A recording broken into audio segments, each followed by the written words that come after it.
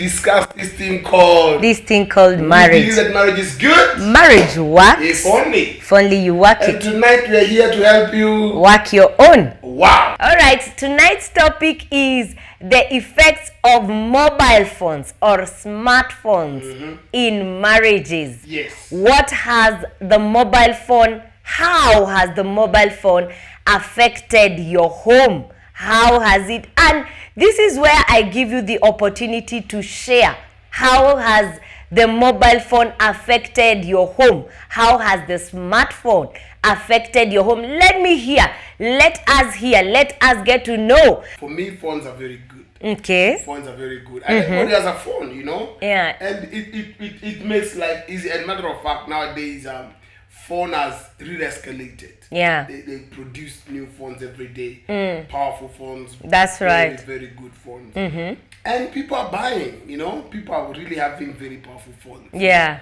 And phones are good. Phones are personal phones. Mobile phones are personal phones. And I have a question. Should we share the phone? Ama yangu ni yangu, yako ni yako. This is where many marriages go wrong. Yeah. People don't know at what point, how do we handle phones. Me, I think a mobile phone is a personal phone, you know? And somebody might disagree with me, but I think it's personal. Yeah. It should remain personal. So phones are good, as he has said. Let's start with the positive first. Yes. But again, also, everything is always two-sided. Okay? There's always two sides of a coin. All right? There's the good side and there is the bad side. The good side is that it has helped us in communication. It has eased life. We have M-Pesa there that we can transfer money all over the world. You know, it has opened up our eyes. We are more knowledgeable. It has made us a community, the whole world. One community by the social media and all that. So all those are positive. Nowadays, people are doing business on phone and are making real good money. So the advantages of phones cannot be underlooked or cannot be assumed. Phones are good. Very good. And there are people who are doing great business, you said, through their phone. Yeah. Most celebrities, most content creators, they use their phone. Yeah, they use their phone, and that's why they invest in very expensive phones, because that is what gives them the good quality photos that you see, gives them the good quality videos that they make, and that is what is earning them a good living, giving them bread on the table for their children. So that is a good thing. Yes. Okay? Very. But again, also, this good thing has that other side that we want majorly to concentrate on, and that is why I think my husband, he has gone on the extent of saying that phones should be personal. Why? If you're a couple. Because it's a mobile phone. Who said? Okay, ni yako. Imeandikwa wapi ni yako peke yako? Bibi yako afai kukaribia ama wewe ufai kukaribia yake? You see? Yeah.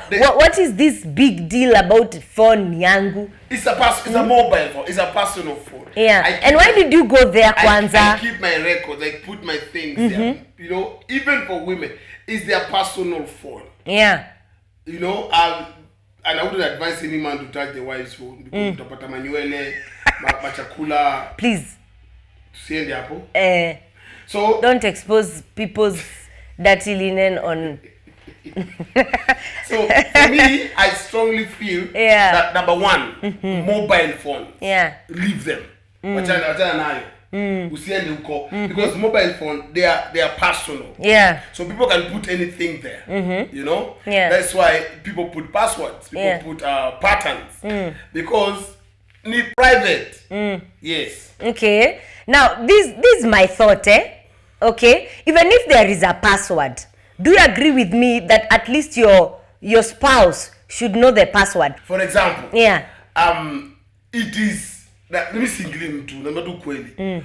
Women have a tendency of snooping on their husbands or their men's phone. Yeah. Why are they snooping? What are they looking for? You see? Yeah. That's what I'm saying. It's a personal phone. It's a personal gadget. Yeah. Women have a tendency. I know, even today I was talking to a couple today. the wife has to snoop. The man goes to the bathroom, the wife is snooping. What are you looking for? And the whole day, she has been with that man. Yeah. But she's still snooping. Interbake on our mama. What they snoop. One another picture, one another, I don't know. Ladies, exactly. What are you looking for in your husband's phone? Yeah. You know, and as you say, what you're looking for, you'll find. Yeah. Ata kama ni, what do you call it? A stray message. Yeah. Yeah, somebody needs one digit. Now, I'll answer that question. What are ladies looking for? This is the truth. Naked truth. Men, take it or leave it. The truth is no, we don't like snooping. The truth is, if you find your wife snooping on anything about you, snooping in your wallet, snooping in the car. Wallet? Snooping in the car. Kuna mwingine nilisikia ni G4S like serious. Uyo kwanza, I think women should go for classes. You know, G4S classes kwa uyo. Anajuanga she snoops in the car and she can tell if that car carried a woman or not. What? Yes. Ataingia apate kitu imwambie there was someone aside from me here. Na akifuatilia atapata ukweli. I like that. That's a woman who What is she looking for? Why is she snooping? The thing is this, the truth, ukweli, men, hear it from me. If your wife is snooping on you, you are creepy. No. There's something you're hiding that she wants to find out. The woman is just insecure. No. Kuna kitu imempea hiyo insecurity. Nini yo? Kuna kitu imempea hiyo insecurity. There is something that she wants to find out. Hata kama kuna. Even if there's not nothing, they will still snoop. No, apana, ndo nasema a woman who is content. Mwenye anajua even the husband Can I ask a genuine question? God are women content? very content. Content women? Yes, they are there. Hi. They are there. Women who are content are there. That one is a woman whom the husband has put his life like an open book before her. There is nothing to snoop there. Okay? Like you, for example, your wife has not, you know the moves of your wife. You know her character. You know her behavior. You know the way she handles herself in the presence of women, in the presence of children. Goja, ndio utanikata ndio nisao Kenya nataka kusema. You know everything about her moves. Okay? What will make you run after her phone to snoop as a man? Nothing. Because that woman has given you total security. Total security. Women are dangerous nowadays. Unaona, total security mpaka huyo mwenye dangerous amepitishwa kisomo. Kuna kisomo amepitishwa. No. Mama, we cannot say wait. Can we go to effects of effects first? Yeah. Let's be honest. Let's not say that women are angels. No, they are not. If they do something, men have pushed them. It's a lie. A terrible lie. Yeah. Kuna wale wakora. They are those who are smart. And they know men will not take time to like really snoop and follow them up. And you know, very few men do that. But women nowadays are very smart. And I'm telling them, if she's snooping on your phone, mwizi apendi kuibiwa.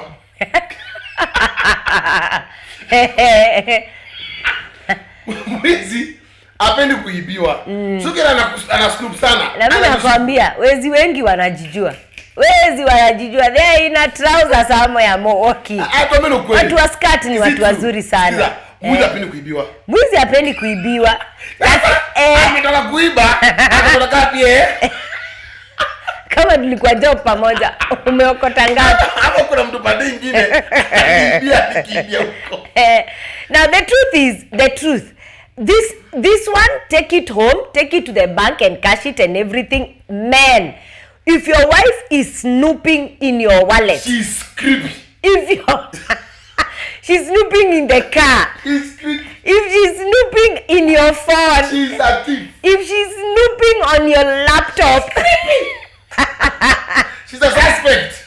That woman, as a suspect, she's looking for something. What? Na kuna insecurity fulani yako nayo, anatafuta answer. Na anatafuta answer kama CID, Criminal Investigation Department, stroke woman. That's what she's looking for. Na atapata, I can assure you, haitaenda days, atapata. I'm telling you. Wacha nikwambie. Anakupata because anajua njia kuiba na kufunika. Hapana. Anajua a master of this thing. A gamer, a bowler. No, the truth is, this is another truth. Women, you will agree with me, and I know men are just giving me a very bad eye. Yeah, very. Ukweli ni, men don't know how to hide nicely. And women are very dangerous. Utashika. You know, utapata karisiti. Utapata. Utapata koti. Kwa nilipata bwana yake amepita appointment letter ya kwenda country nyingine biashara. Kwa jacket. Ametoka mahali the first thing ni majacket na angalia kwa mfuko. Let me tell you. Akapata barua. That is exactly what is called CID, criminal investigation. Sasa ambiwa ni aje everything iko sawa. Kuna mkriminali mahali anatafutwa. Na nikwambie, au shika mtu. No, CID are good at their game. Yeah. You get it? So before even kushike. Yeah. Au wenyewe wanaanza kushika because they are trained to do that. Yeah. So fast before they catch somebody, they know how to do it. Yeah. So that's true. So these women, before when you see your wife is snooping, simeo utafika tu hivi, happy, honey, babe, babu, give me your phone, let me check. Wewe hata usene mbali, chukua yake. Acha nikwambie, ule mwenye anaomba simu openly, si CID mzuri, hauichukuangi kama unajulikana. Anyway, we are not giving people bad tips. Even some people, they know how to crack password. Yeah, so the truth is this, those phones have the positives and they have the negatives. And tonight we'll be talking about the negative effects of phones in marriages because they are breaking homes completely. Somebody saying that snooping on phone is okay. Yeah. I'm telling you the truth. And this one, even I'm sure so many men will agree with me. If you've given your wife the reason to be suspicious, there are things you're doing, you're coming home late, you're distant, you're moody, you're ever shouting, and all those things. Na sio hivyo ulikuwa. Aki atataka kujua kwa nini na atapata. Unaona? Atapata. Kama ni stress, atapata ni stress. Kama kuna kitu, atapata tu. A certain thing will lead and she will realize that the truth is my husband is not cheating, so there is something else that is doing what? Is disturbing him. Do you know? Yeah. Men are always suspected even if when they are innocent. Men are always suspect even when they're innocent. Yeah. So hata uko mzuri aje, bado anakuchunguza tu. Yeah. Hiyo na hapana. Ukiona mama anakuchunguza, anakushuku. Anakushuku. Now I'm telling you, the instincts of women, there is a sixth sense. Kuna akona ukweli. Your instinct. Because I've been kuibiwa on the issue of that gadget being personal. Yeah. Do you think it should be personal? The gadget is personal. Yes. Okay. It should be respected as personal. Yeah, it should be respected as personal. I agree. Yeah. But now the thing is this, that thing that you're saying is personal. What is the demarcation between personal stuff between you and your spouse? Because you're one.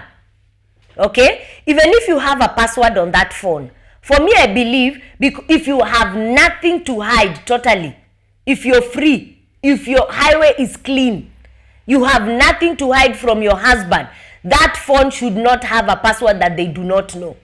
Passwords should be put for security purposes. Mwizi akiiba, kabla kakrak huko, impatie kiwewe.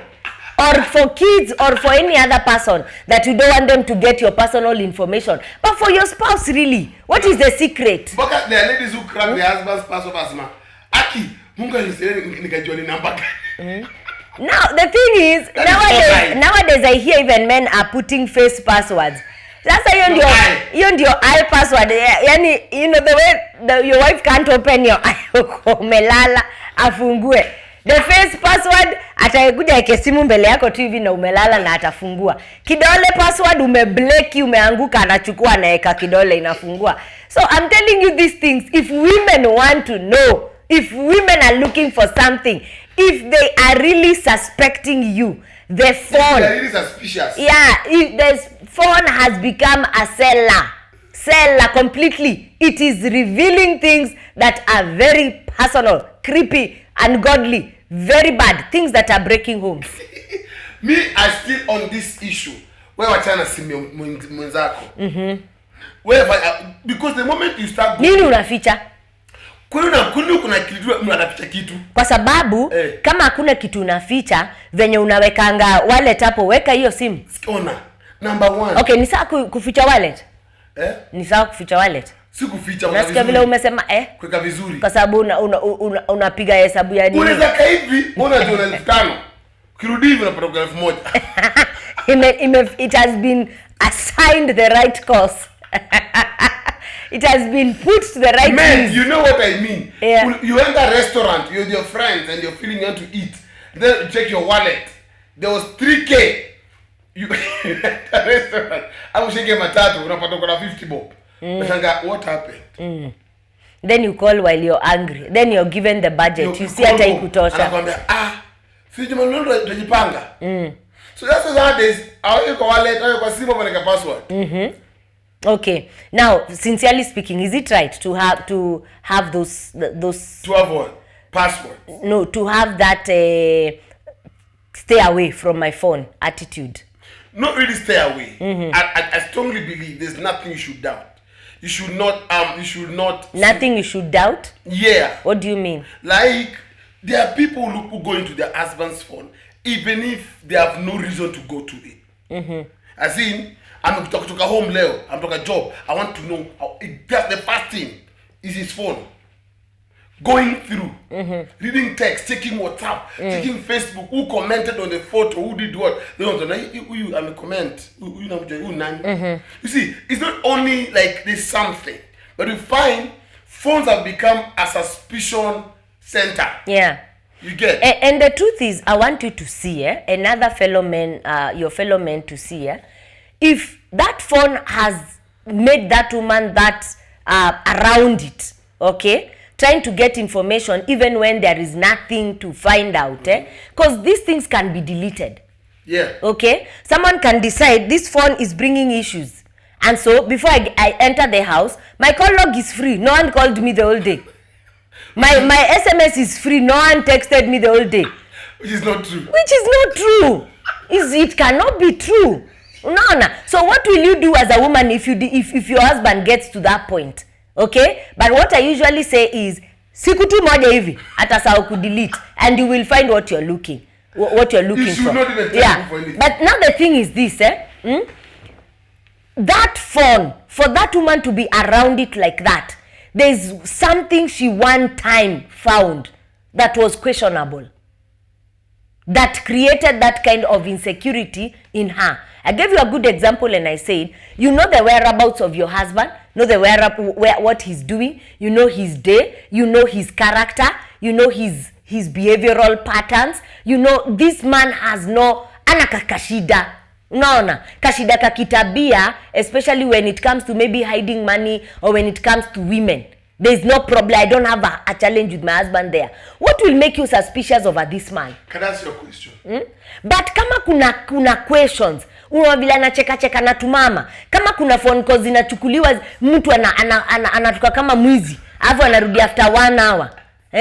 That one will want you to will push a woman to want to know what is this thing.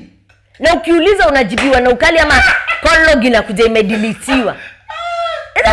You're creating suspicion over nothing. Because there are many, okay, I'm not telling them, but there are many who delete because wataki maneno. Well, ni nani wewe unaongea na yeye sifai kujua. Are women naturally suspicious? No.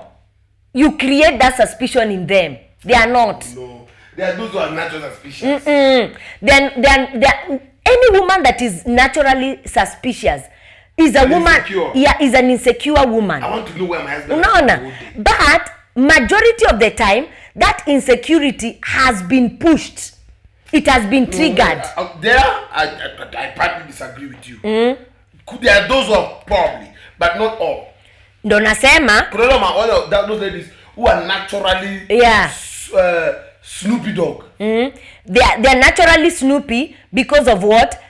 Even ndio maumbile yao. Na ndio maana tunasema they are insecure. Unaona? But not all.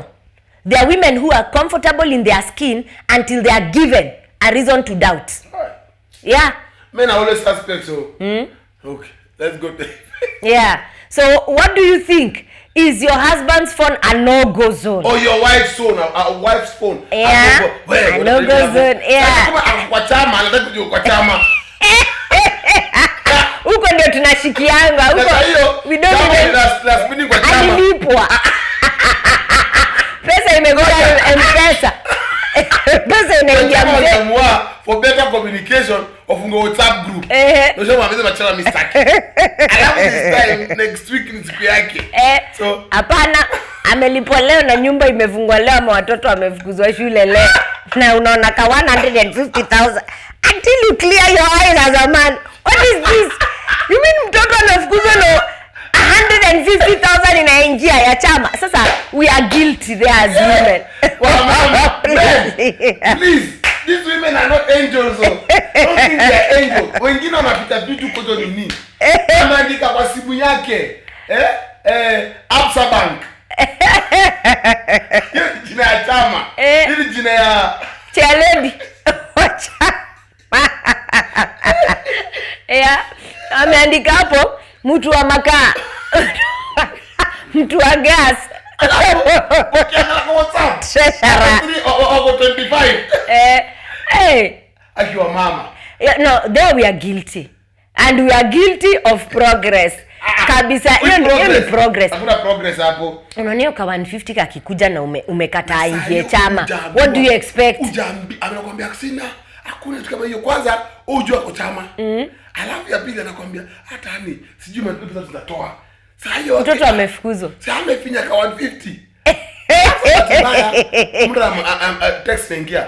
Congratulations to Edith for being paid. Yeah. I hope you got all the money. My God. Unapata uwe Edith all the money. Unaangalia. So Edith number imeandikwa Soa. Imeandikwa Soa Church. Pastor Eric. Baka Pastor Eric.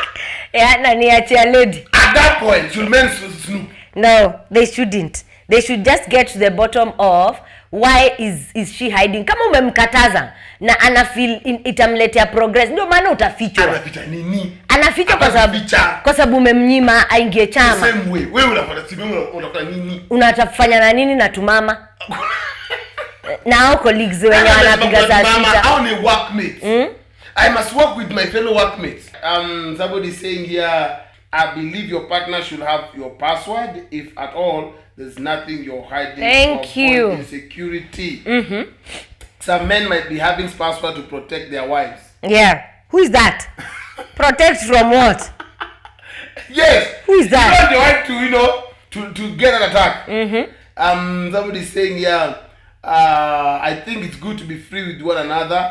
That's on Gadget. Yes. We want to go very quickly on the few effects. We said that you should text in how the phone, the mobile phone, the smartphone has affected your own your personal effect. That is if it has affected. Yeah, if it has affected your own marriage. So number one is divorce rates have gone quite high with mobile phones. Divorce rates have gone quite high, and we had a research here that 13% rise of divorce cases has been happening in the last 10 years. Wow. Divorce cases. What have you been hearing here in church? A lot. Separation. Separation. We divorced. Yeah. We separated. A lot. It's everywhere. Yeah. People are really separating, and divorcing, like that. Yeah. So it is there. I mean, the divorce rate is on the high. And the other research is out of 3 divorce cases, one has been caused by the mobile phone. 1 out of 3. 1 out of 3. If there are 3 divorce, if there are 3 divorce cases, one that is very rampant. Very. Sincerely speaking, that is very rampant, and that has happened over the last 10 years, whereby the 13% rises cases have risen up in divorce cases. Okay, and that has been triggered by the mobile phone. So one of the effects of the mobile phones in marriages is that the divorce cases have gone up high. That's something that we need to take into prayer. Okay, these phones are here to stay. All right, they are here for good. We're not going to use Katululu because of we are afraid that smartphones are bringing issues in their home. But how are we supposed to handle this great gift, okay, of evolution, of development, of growth, of the social world for our benefit as a couple rather than for pushing us closer to divorce? Okay, yeah. I think that should be the mindset of every couple. It should. It should. Because nowadays you find even people sleep with their phones. Yeah. So when they get blanketed and your SIM. You find people have 4 phones, and all those 4 phones have different things inside. Yeah. So you ukipata kwa hiyo utapata kwa hiyo. Kuna simu fulani I only put these things in. So yeah, there must be a system whereby you're dealing with the phone or you're handling the phone in a way it won't affect the whole. Yeah. Marriage. Yeah.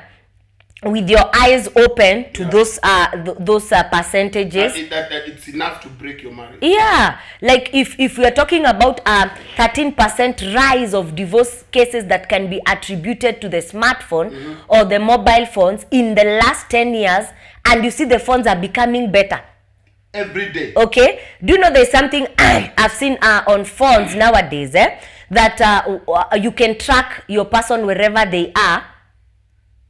You can track your wife, you can track your husband wherever they are. You can see from your phone where they are with their mobile phone. That was not there 10 years ago. No. That was not there that was not there the enzies of our grandparents and our parents. And that is why you're seeing the cases of divorces in between 10 years and now has really gone high. Yeah, so this good thing, because we started by saying the positives of the phone, how can we maximize it and make it of good use? Okay, of profit to the home more than of the pain or of divorce cases? Because when a divorce case happens, it affects both parents, both the spouses and the children, and also the society. Huko ndio unapata mashimo zinakuwa mingi za nini, za crimes, children who have grown up without a parental guidance, a boy child who has grown up without their father, so they don't know how to be men, how they don't know how to pass it on down. All these things, divorce, when you look at it, the effects of divorce and how it affects the oncoming generations, it should not be ignored if 13% of the causes of the divorce is from what? Is from the mobile phone. Imagine. Yeah. It should not be encouraged. Yeah, so that is number one effect of the cell phone. Number 2 effect is rise in infidelity. What do you have to say about that? One of the effects, number 2 effect, is the rise in infidelity. That means people are having affairs on phone. Yeah. Through the phone. People are having. It happens. You find people chatting nowadays. People, you can chat with a man from in the US. Yeah. And you find some of them will even tell you, send me photos. Some even have whatever. They become intimate. Yeah. To the phones. True. Phones have become a way whereby you find couples or rather people that are having affairs. People have affairs. They communicate through the phone a lot. Yeah. The phone, yes, has made people to really, really have affairs that you think this person is not. Do you know, there was this pastor's wife who was complaining the husband can't come to bed until it's 2 a.m. Yeah. What was he looking? The man will be on phone from 8. Tomorrow is going to work. Yeah, imagine. And he will sit on phone. So one day, Snoop Doggy had to look for it. Check what is it that you're doing until 2 a.m.? And he discovered the husband was chatting with a woman in the US. Yeah. They were having an affair. This is a man of God. The wife found out, hey, who's you? Yeah. And the man was very clean, very clever. They would chat for hours. And then delete all the messages. So one day he deleted, and the lady wanted to say good night. And so dressed the lingerie and sent the photo to the man. Yeah. And told him good night. And he went to bed, and the wife looking for M-Pesa. Wanajuai. Yeah. My husband's phone is M-Pesa. Goes to M-Pesa and finds what? Just a photo just popped up. Yeah. Just to check. It is the nude photo. Yeah. It is that photo. Yeah. That's when the issue began. Yeah. Yes, infidelity has happened to the phone. Yeah. And we call it illicit social media dating. Okay, whereby with this thing of especially this demonic thing of inboxing, okay, is exactly what the man of God is talking about. Whereby is those inboxes. Someone just sends you a hi, and now those highs, because they are very far, too many. Okay, someone sends you a hi, and the next thing is hi. Okay, I like you, and you're married, and it starts off from there. Okay, and you realize that you're talking to someone who is in Afghanistan, okay, who is in UK, someone who is totally really very far, and within a short while you start opening up about your own issues, personal issues, maybe marital issues, challenges that you're going through, financial. You start talking to this person rather than talking to your own spouse. Yeah. Okay, that by own itself is emotional infidelity. Because now the attention that you should be giving your spouse, like for your info, the example that you've given, you are 8 to 2 a.m. on phone. Even that, if it's the story I know, that guy could be totally distracted even from eating. It could stay, the food could get cold. Yeah. And food has been served. Instead of bonding with the wife, and he's a man who is working, instead of bonding with the wife and knowing how your day was, the man is totally glued to chatting with the other woman all the way in the US. Okay? And then they are sending each other, exchanging nude photos. That is something that is happening. And I want people to realize that, again also, having with this the rampant opening up of better phones that is now leading to access to funny sites.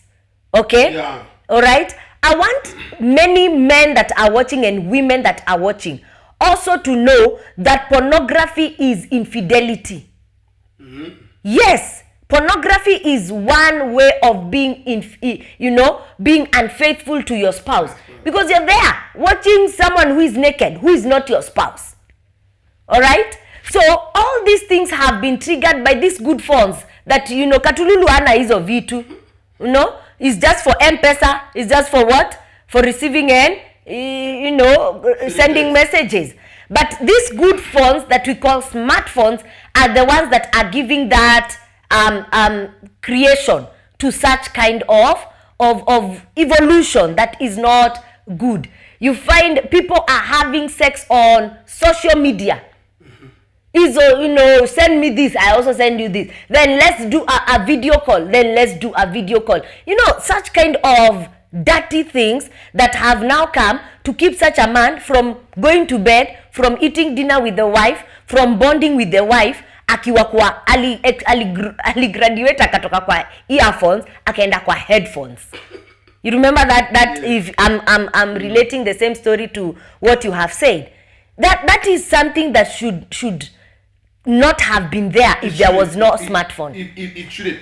And you see, the moment that happens, immediately you start disagreeing in that home. Yeah. You start fighting. You start having issues because something is a scripting. Yeah. Somebody has a scripting. Yeah. And at the end of the day, it will come to a point whereby you discover that now I need to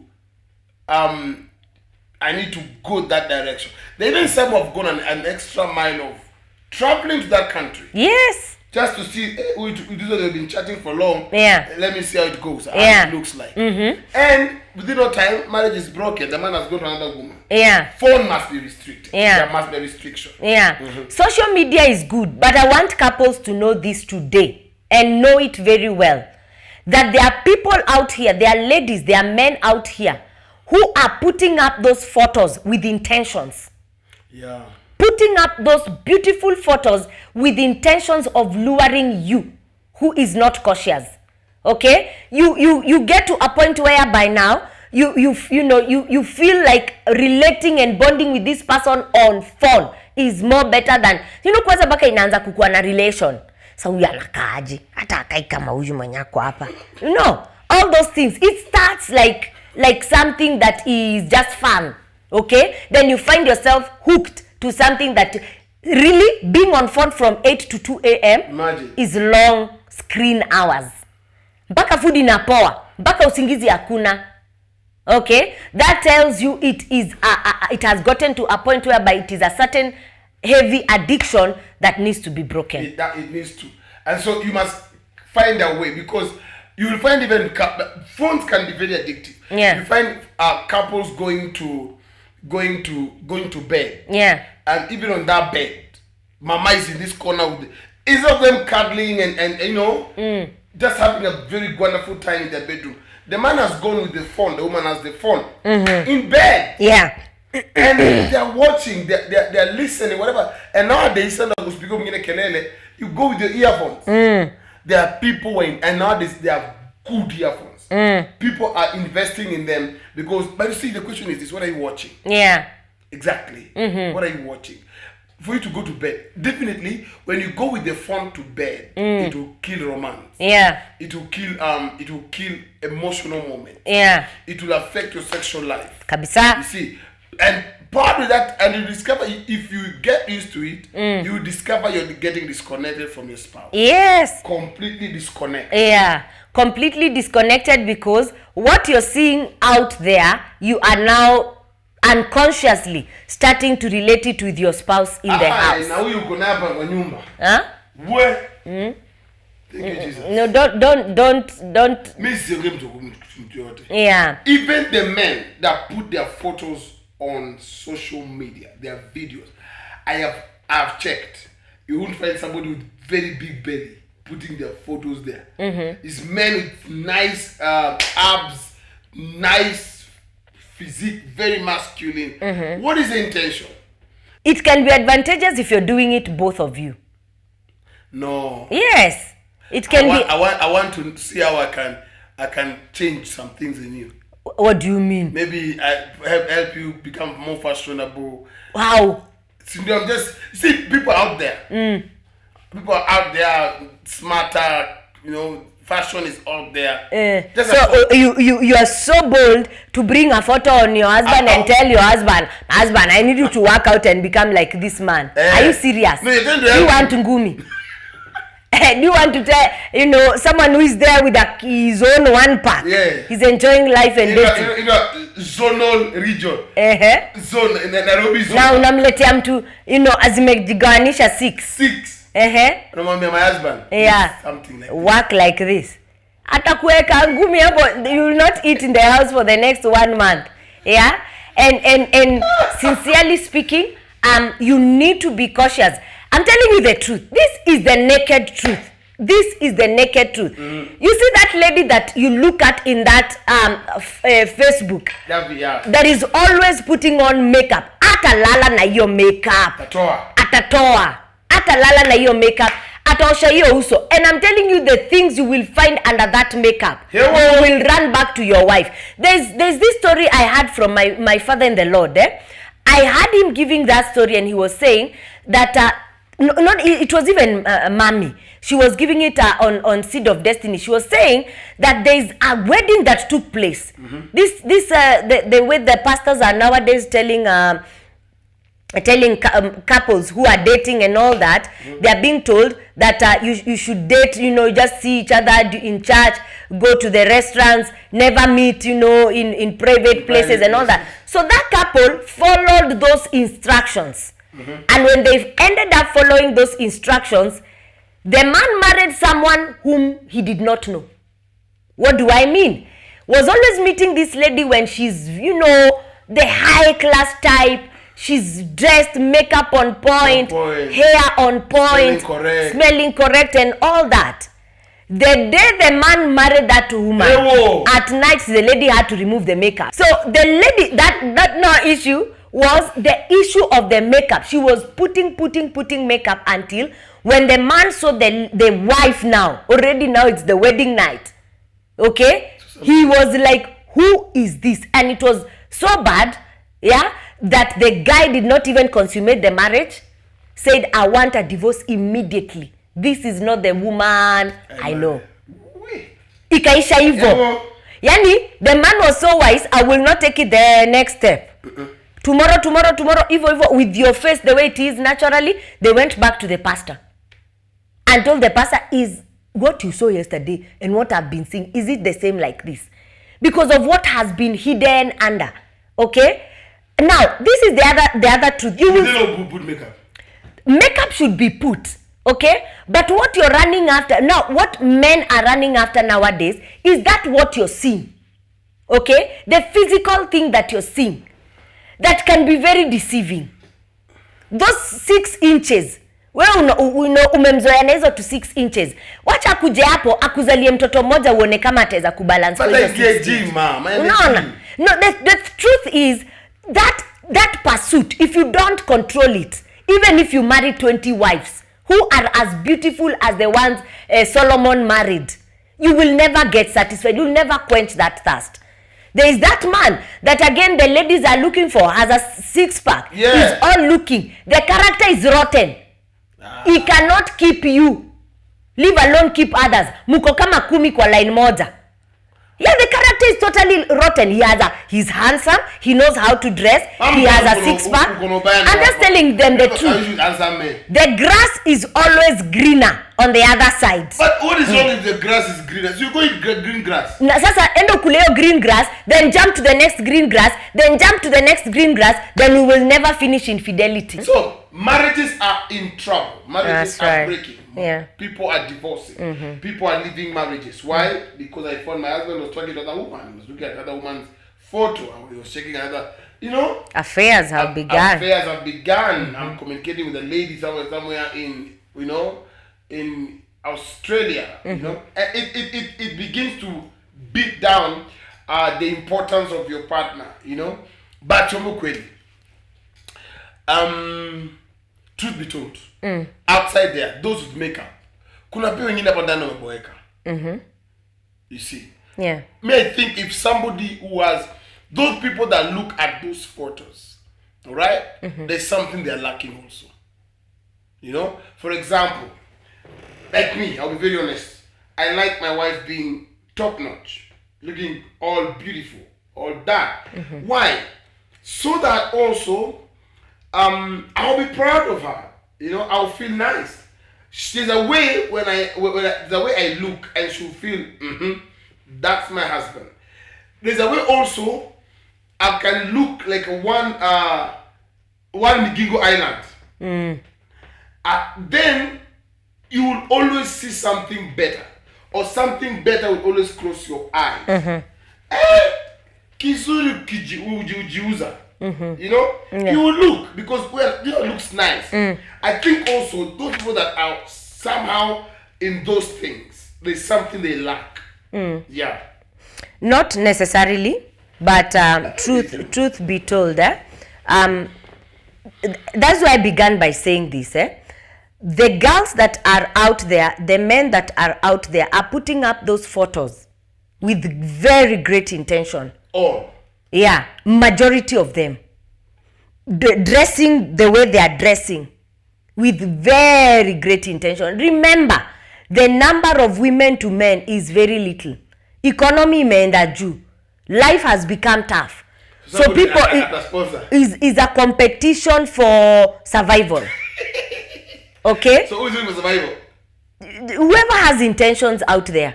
You were telling me of a story of a certain man, a whole man, okay, who goes out there, makes his body, especially during December, goes to the beach. It's called the summer holiday physique. Yeah, the summer holiday, physique. And then his work is looking for which mama will promote his business for next year. Buy him a car. Top up his business. That's a man we are talking about. Yes, sasa anatafuta the mother, mama.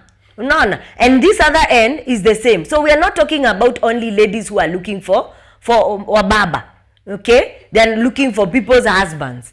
Okay, there are also men, young men or men that are looking for people's wives, wives who are established. They have money, but they are not happy in their homes. So when we talk about this, it is both, the problem is on both ends. But of course, it falls majorly on men because men are more physical than women.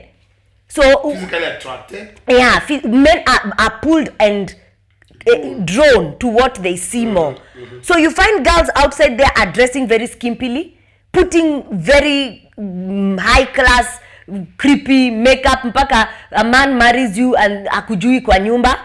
That's why I said people out there now, majority, if not 100%, if not 90, if not 80, if not 70, 60% of the ladies of the men out there posting photos on the social media have an intention.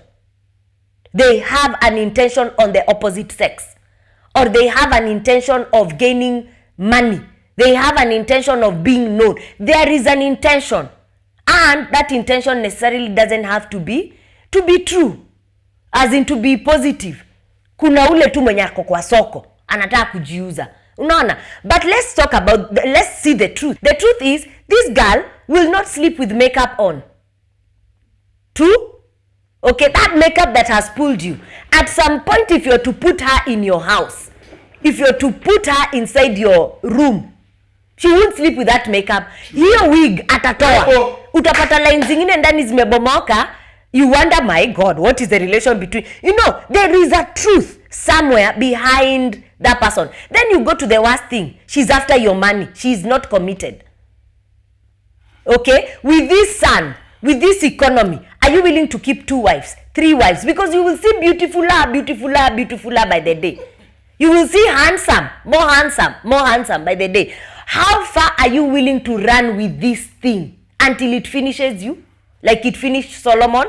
So that is the wisdom that now couples should sit down. Okay, my husband has that stomach that is reducing efficacy down there.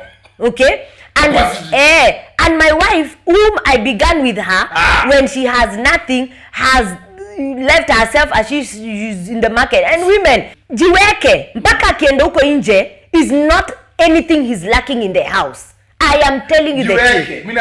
Jiweke vizuri. Because I'm telling you, the girls that are outside here, they know what your husbands want. They know what your husbands are looking for. They know what those men are lacking. So they are perfecting on that while you and the children suffer. You will leave your beautiful, your sincere, the person that can even die for you. Then you run for this physical thing that you're seeing that has no character, that just needs your money, that has no commitment on you. Atakuachia spirits, then akuachia ukimwi. Then you go back home like a chicken. After you are totally messed up, go back to your wife, umebebana. You know, you went to one, you have come back a legion. So those are the things that men should sit down and look at. Those are the things that women should sit down and look at. To encourage that man to go to gym. Yeah. Tell that man to go and cater that thing in a nice way. Ukileta na picha utatandikwa nayo simu. Because now what are you trying to say? You know, you're killing on his you're sitting on his ego like that. It shall not be well. So you bring it with a certain level of wisdom. And you talk to that man. If at all you're finding some certain ungodly attraction on other men outside there, find wisdom. If you're finding umeingia social media na sasa macho yako imefunguka, umeanza kuona tusichana tungine turembo, why don't you transfer the same in wisdom on your wife? Mwambie, I'd like you to go to a certain salon. Let them try and draw this thing that I'm seeing they are drawing like this. That has an... Uliojudia wapi? Uliojudia wapi? Uliona wapi? It's all over now. Hata wewe ukiuza swali kama hiyo uko down. Unaona? Then mwambie... Oh mama. Then... I've seen a certain dress you should wear. That one has a problem. If your husband comes well, stop looking for trouble. Take correction. Okay? Stop looking for trouble kabisa. Take correction. The truth is this, times and seasons are changing. The way our mothers were is not the way we are right now. and you should evolve with time. Okay, these things are coming right now. Why weren't they that time? So if your husband wants you to look a little bit different and current, why not try it? It's no big deal. But sasa vile ataileta ndio itakuwa shida. What is the problem with those women who don't like makeup, who don't like perfumes, who don't like fashion and style? What do you do? That one now ndio nasema you must get to a point whereby you want to evolve. Because if you want to stay one place like rotten water, you will stink. And that is what will bring trouble in your house. Because outside here wanakaa jua. I'm telling you, wamemeza madawa. You can't know the real mweupe. You can't know the fake mweupe. All girls nowadays are light-skinned. The genes, the genetic composition can never change by medicine. It can't. You will swallow this thing, but when it comes now to procreation, the child that will come out there is of another color. So my advice is, even if these things are happening and they're happening, they're changing by time, try and bring in your person inside.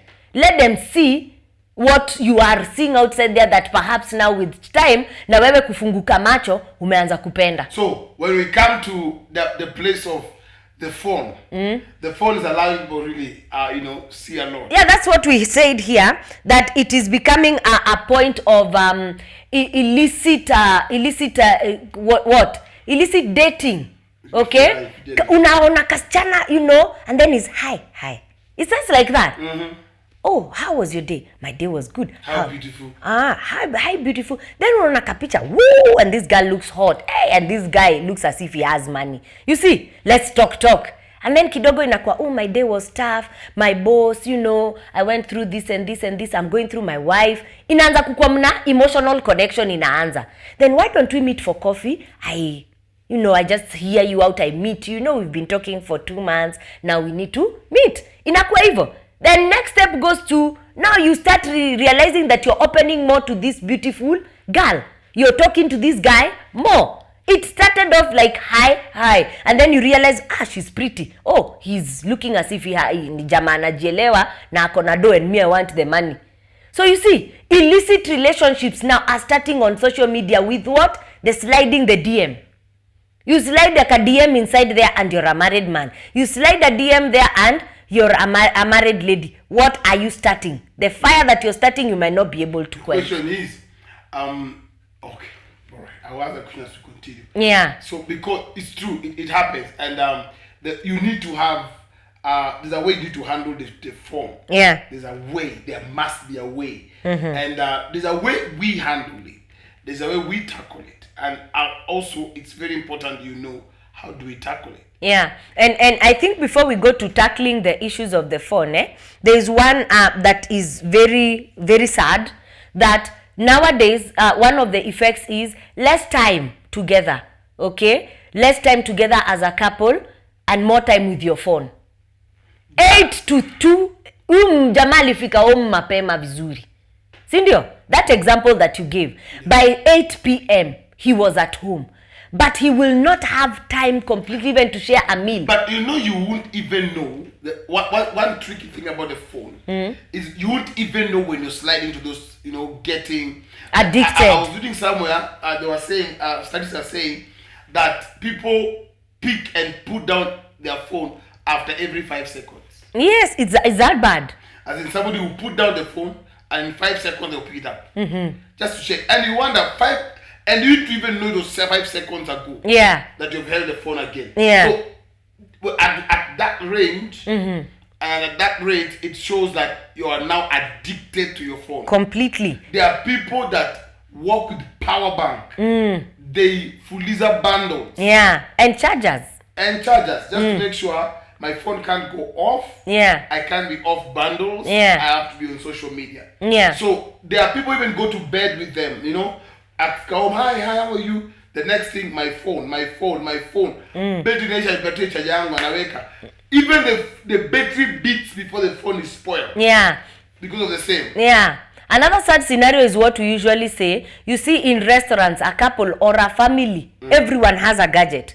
Yeah. The kids have the iPads and the phones. the mother has the phone, the dad, they came for dinner or for lunch family time. But now they are not even talking, they're not even knowing where is this one or where is this other person. They are all on phone. So again, that's another effect that has really robbed. You know the way kids used to play a long time ago, and you know the pekele, the banos, the rounders, the katis and all that has all gone with the drains. Nowadays the child that is in front is one that has PS5. Okay, yeah, the child that is doing well is one that can come out with a very nice phone and they play a game on phone, daddy's phone, mommy's phone. Okay, that has robbed the family time, whereby husband and wife could sit down and just chit chat, talk about the day, talk about nothing, talk about progress. Right now is I have an engagement, I want to check my Instagram, I want to post, I want to do ABCD, I want to see the reasons that will keep you glued to your phone. 5 seconds, according to the statistics is given, picking up your phone. That phone has married you. And you find the moment you're connected to the phone, you lose connection with your partner. Yeah, completely. You lose connection. And phones are small devils. That's the truth. So, there's a way. We have a system that works.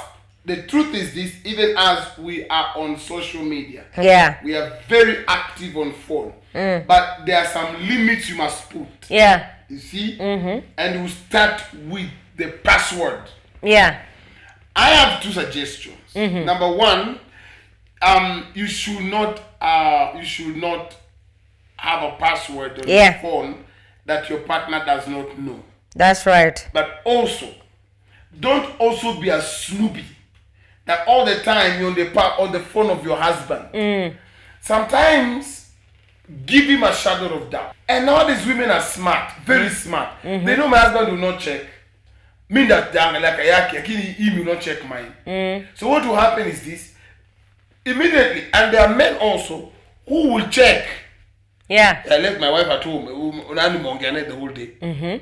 You know, so at a missed call ilikuwa ya nani? Yeah. Ati nani upigaga Truecaller tujue nani. The thing is this, there's a way to handle the phone. Phone should not marry you. Phone should not control you. Yeah. You should control the phone. Yeah. And this is how to do it. For me, as he has said, that one of the steps, number 1 is, if you have a password, that password should not be like now a security for your spouse not to be able to access your phone. For me, this is how we do it. His password I know. He knows my password. He can access my phone anytime for whatever reason, even if it is trying to put another number, whatever reason he has. We've not gotten to a place whereby he can't handle my phone, or I can't handle his phone. That is number 1. Number 2, you've said the issue of what? On how to handle, there's something you've mentioned. Also, don't be snoopy on your husband's phone. Yeah. There's nothing you're looking for. And sometimes you can get a strange call, which is a wrong number. Yeah. For example, let me give an example. When I call my wife, I'll call her, sweetheart, hi baby. That's how I'll call honey.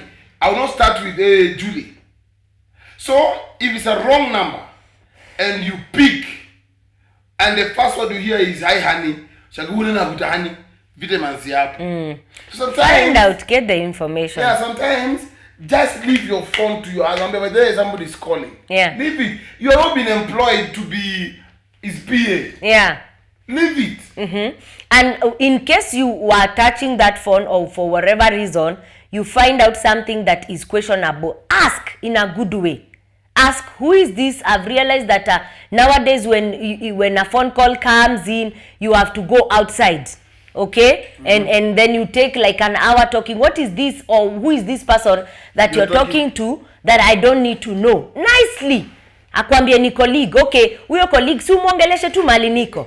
Okay, and then their working hours. Handle your colleague beyond working hours. Then if this thing continues, then now realize that there is a problem that needs what? That needs to be solved. Yes. Yeah. And see the good thing, the attractive thing about the phones, and especially the social media, there's always something very interesting. Nowadays people are doing very nice comedies that you can laugh and break your bone. Okay, nice things happen on social media. Utaboeka, in other words.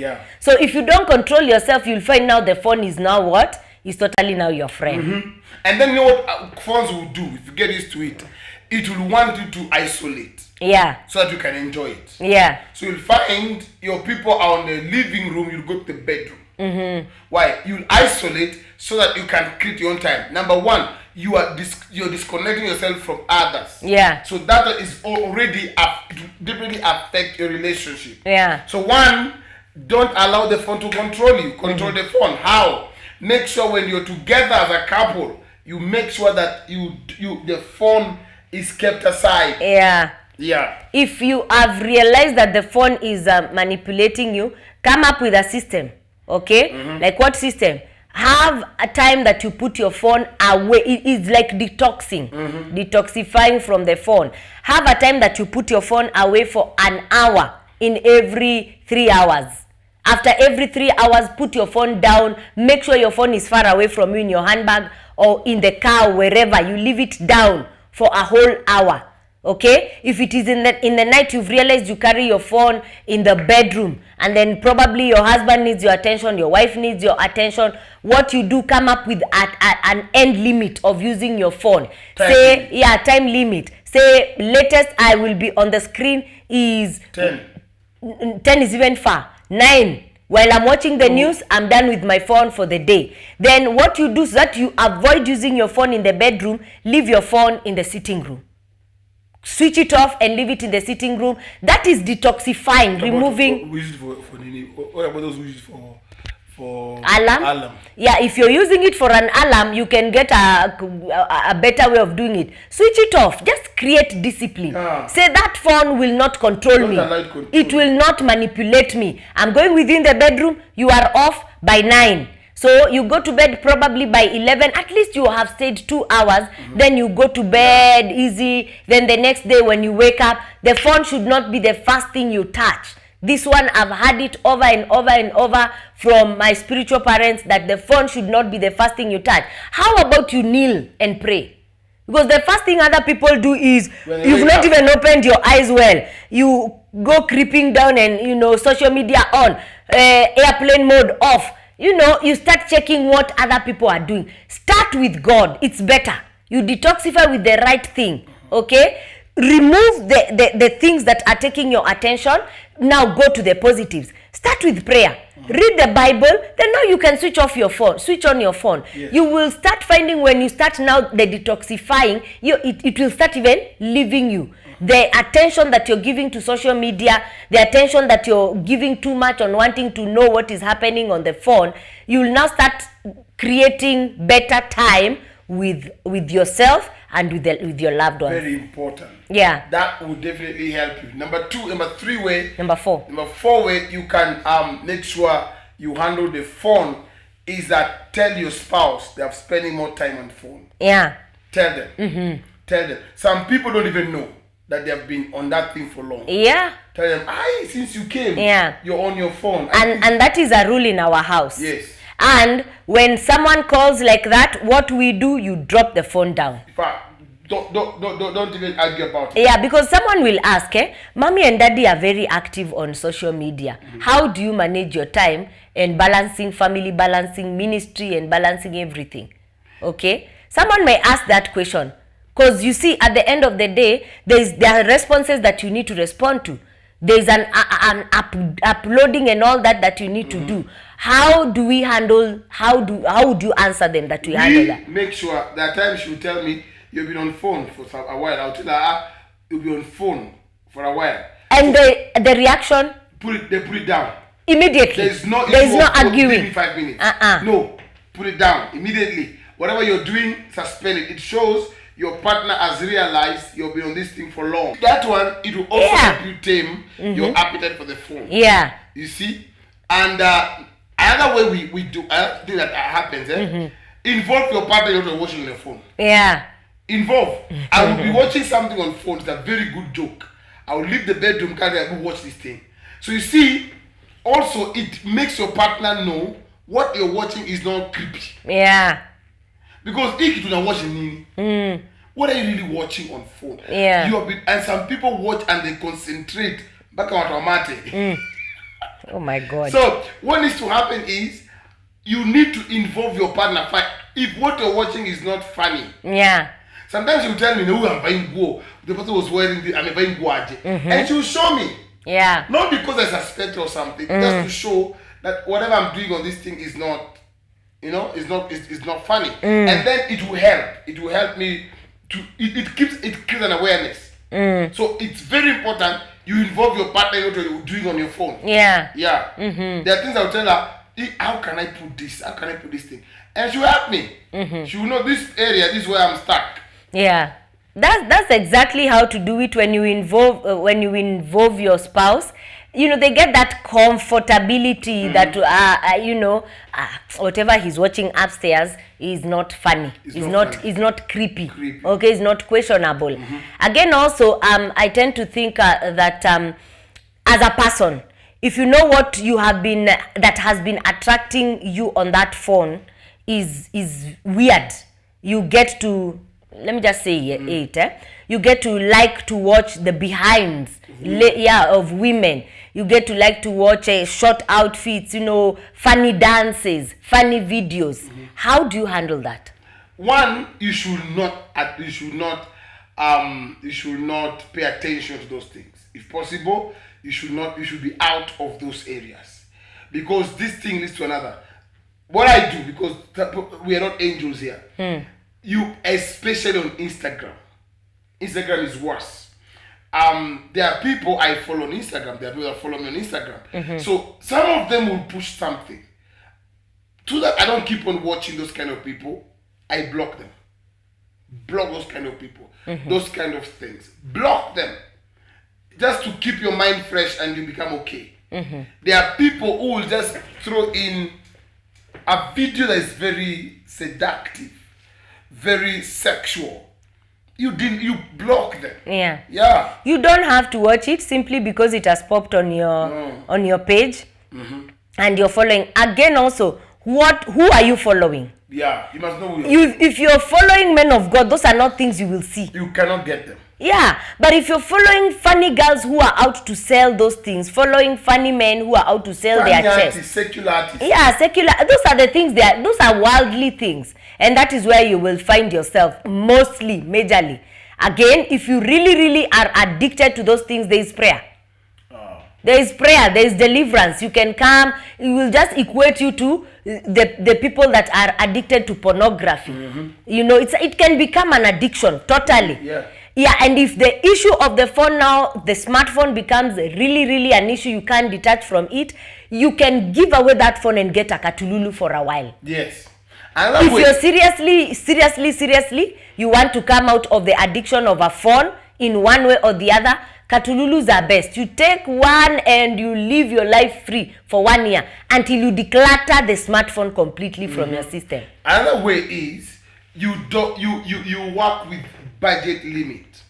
Let me give an example. Yeah. You decide I'm going to buy 5 GB bundle. Okay? Yeah, for a month. Once it is done, even for 2 weeks. Yeah. Once it is done, I'll stay off it until a certain time. Yeah. Let's say, for example, you say, in a month, I'll be buying a bundle of this much. That is if you don't have Wi-Fi. Then, from this time, I won't be using Wi-Fi. Yeah. From this time, I'll switch off my Wi-Fi.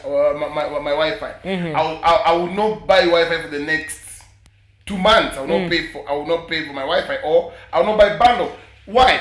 So that also you can tame yourself. Yeah. You can tame yourself. There are people who cannot stay without bundles. Yeah. There are people, even bundles. There are people who can, I don't know what they're looking in their phones. There are people who are looking, because people will be calling you every minute. There are others who even have that addiction so bad, even in church. You find them on social media. And then in church. The man of God is preaching now on Facebook. Imagine. Amako Instagram. Iyo yake is demonic. This one is saying, I feel bad for myself because my husband and his phone cannot be separated. What? When he gets home, ni simu hadi aingie kwa bed. Early morning kwa simu, tena going to the toilet with it. Shortly, we don't talk like having a conversation about anything. I've complained until nimechoka. What can I do? Wow.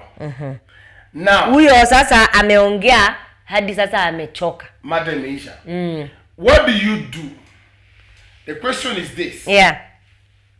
One day, take the phone. Tell him, can I have your phone for a minute?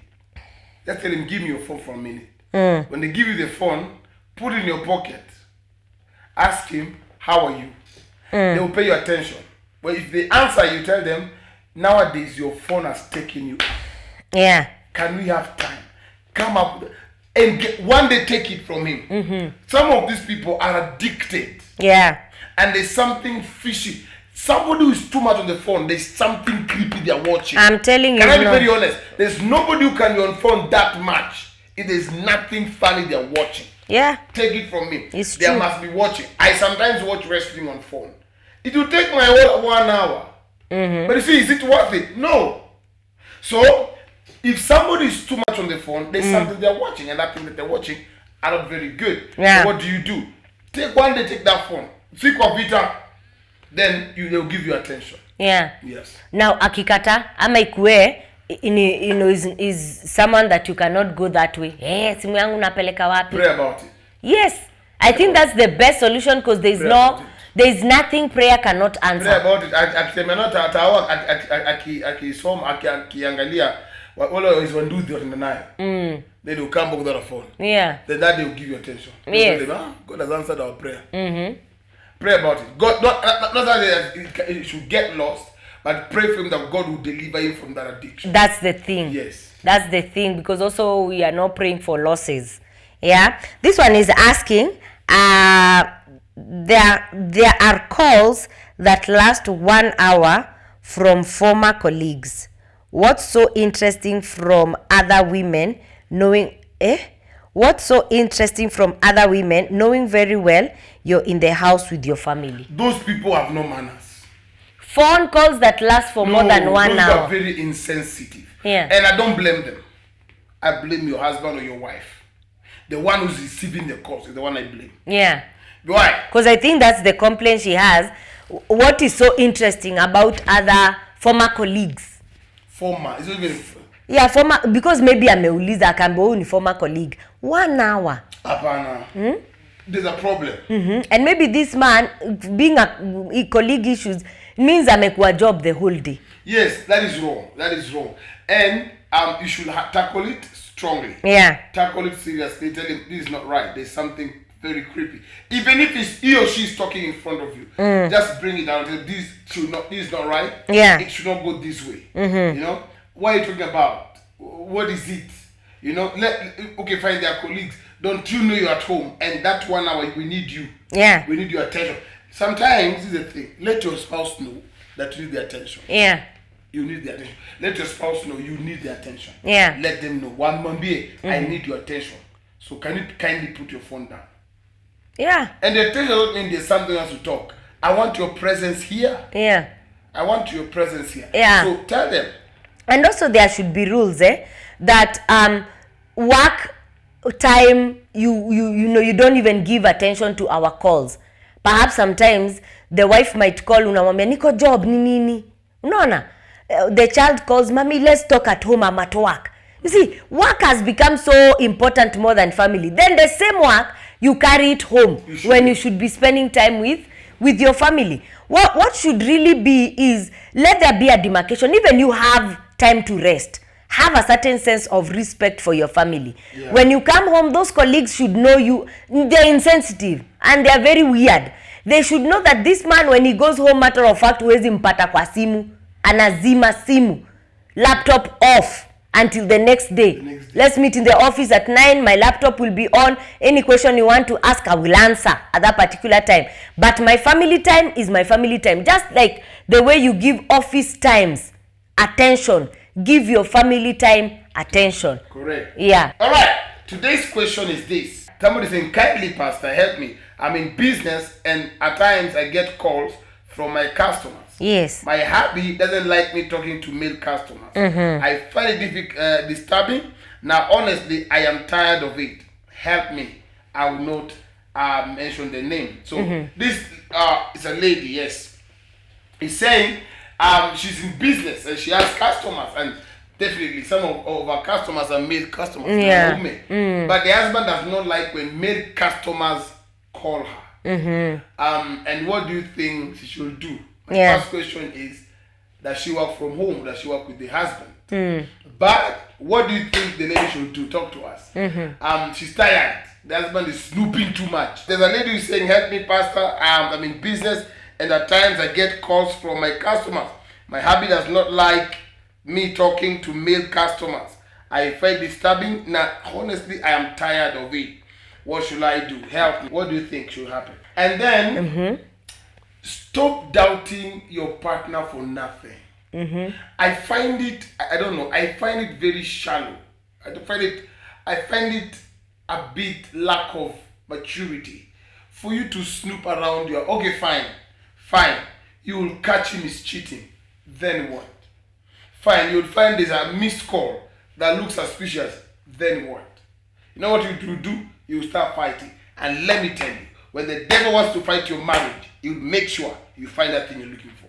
Whether genuinely it's happening really, or it is the devil's strategy. So the devil will make sure you get what you want to get. Then what happens? The marriage is in rumbles, you're fighting, unafukuzwa kwako, unaenda tusikone hapa. Why? To avoid all that devil, forget about it. Leave that. Yeah. You know, if you can do that, leave it. Don't do that. And pray for your husband, pray for your wife. If there's something you don't like, God will kill it. Yeah. To die. Yes. Unless you're being sentimental with your customers. If you're not sentimental and very creepy, I think you should not feel anything. What do you think? Talking about sentimental, there are other men that automatically that you will notice anaongea na mtu, you know, a creepy person because of the way the tone will change. So sentimental is, it can be, you're making sense when you talk about being sentimental, because the tone changes, you know, maybe then the thing becomes seductive, you know, maybe the jokes they are making are ndio customer akae anapewa tu jokes si tuzuri, unaona. So for me, what has triggered the insecurity in your husband? Okay, because I highly believe it's the same thing now this time happening to the man. Okay, if your husband is that insecure, if he's not naturally the insecure type, have you done something that probably could have triggered his insecurity? Okay, like how you talk to your clients, the timings that you talk to your client. Do you do it too much until he feels now these people are more important than me? Okay, you need to look at those things, because there's always something that leads to something. What has led to his insecurity? And probably you'll find the way you talk to those customers, kuna jokes mingi, ama kuna mchezo zingine zenye anafeel hapana, there should be a boundary between the way you talk to your clients and the way you know you talk. This joke is not for client, hapana, hiyo imezidi. Aya, timings, umeleta biashara hadi kwa nyumba when you should be taking care of the kids and taking care of him. Also, the length. You talk with a client for na uko bedroom umeacha mzee akiona news uko chini. You see, check if there is any checkpoint that you fall a victim of giving him the sense of insecurity. Again, also look to it and correct it. Also, if he's the naturally insecure kind, what you need to do is have a serious sitting with him. Umwambia achague kama anataka uache biashara ama kama atachukua hiki tu positively, na ajue clients are not only male, I mean female. There can be both. Okay, you won't choose that you will only work with female. It is impossible. You will not make business. Then round up on this thing. Let that thing be curbed. Usichoke, as you have said, nimechoka. Handle it and handle it to the core. Even sit him down. Why do you think why are you afraid of this male customer? Ataongea, atakwambia. atakwambia openly, akwambie no, I don't like the way you talk to them, no, I don't like the way you bring business in the house, then whatever his complaint will be, also be considerate and not just look at it like my husband doesn't want me to work with male clients. Yeah.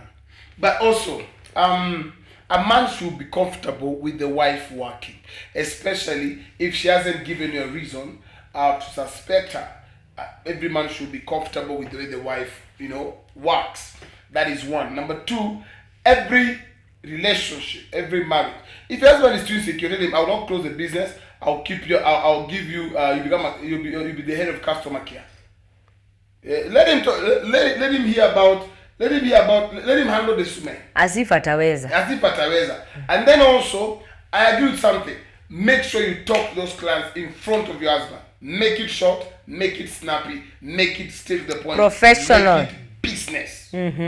Stop giggling, stop laughing, stop flirting. Maybe there's something he sees if he's not naturally insecure. But also we have men, ukweli tu, for you to be insecure of your own wife. Especially ejakuonyesha ni kama akona issue. Wewe unaogopa tu, unamshuku tu. Wewe ni mwizi. Na hutaki kuibiwa. Wewe ni mwizi. So a man should not feel insecure with the wife if there's nothing to hide. That's right. She talks to the client in your presence. Everything is happening in your presence. Why should you be insecure? It shouldn't. So lady, make sure everything, talk to your husband about it. If there's anything is complaining that is viable, then you can change. If there's nothing viable, make him head of customer care. He'll stop. Yes. But I disagree with him telling you stop the business. Yeah. Then do what? It's not wisdom. Become a housewife? No, I disagree with that one. Yeah. And men, I disagree. Having a wife who's a housewife. Shouldn't be like that. Yeah. Yes. We believe you've been blessed. Last words. A phone is a small gadget. It should not ruin your marriage. Correct. You should not allow it. It should not be. And marriage can work if only you work it. Wow. We believe you've been blessed. We believe you've enjoyed the program. We believe you have just gotten something that you need for life and a better marriage. We strongly believe that marriage can work. Marriage can last. Families can stand. It doesn't have to break. You don't have to separate. And I'm praying that marriages that are still intact will not break. Amen. Sir, don't be so fast to leave your wife. Woman, don't be too fast to walk out of that marriage. Marriage can always be beautiful.